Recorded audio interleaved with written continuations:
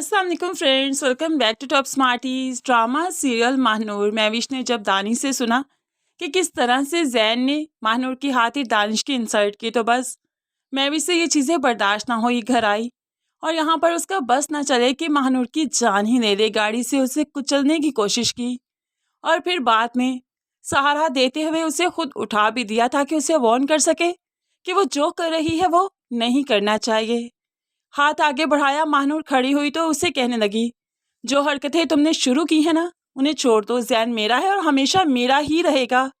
तुम्हें क्या लगता है तुम्हारा हो जाएगा? तो ऐसे में महानूर भी सुनाती है, किसी की चीज़ें यूज़ करने का मुझे कोई शौक नहीं और मैंने कभी सोचा भी नहीं कि किसी की चीज़ पर कब्जा करूँगी।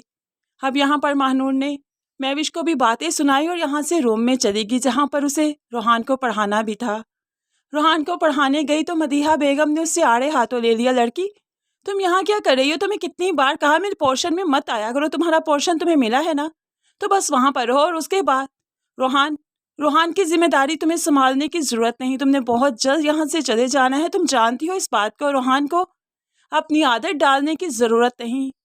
यहाँ पर मदीहा बेगम ने इतनी सुनाई कि महानूर रोते हुए इस पोर्शन से बाहर निकल गई और यहाँ से जाते ही ज़ारों कतार रोने लगी है। यहाँ पर जैन ने देखा तो वो सह नहीं पाया और जल्दी से महानूर के पास गया और पूछने लगा, क्या हुआ, सब ठीक तो है ना?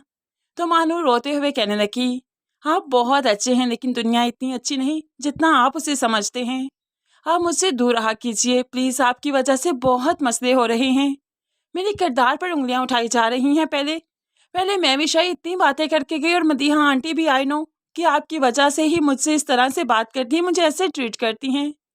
अब तो जैन महानूर की बातें सुनता रहा और सकते में रहा और ठान लिया कि वो वाकई महानूर से दूर रहेगा, क्योंकि महानूर के लिए वो मुश्किलात नहीं पैदा कर सकता। वो अपने दोस्तों से भी कहता है कि ऐसी चीज़ें जो दस्तरस में नहीं, उनसे दूर हो जाना ही अक्लमंदी है। इसलिए उसने ठान लिया कि महविश के साथ अपनी ज़िंदगी आगे बढ़ाने के बारे में सोचेगा। बेशक फैमिली यही चाहती है और वो फैमिली को खुश करते करते अपनी खुशियाँ कहीं खो बैठा है। यहाँ पर वो महविश को अब टाइम देने लगा है। उनकी शादी करीब है।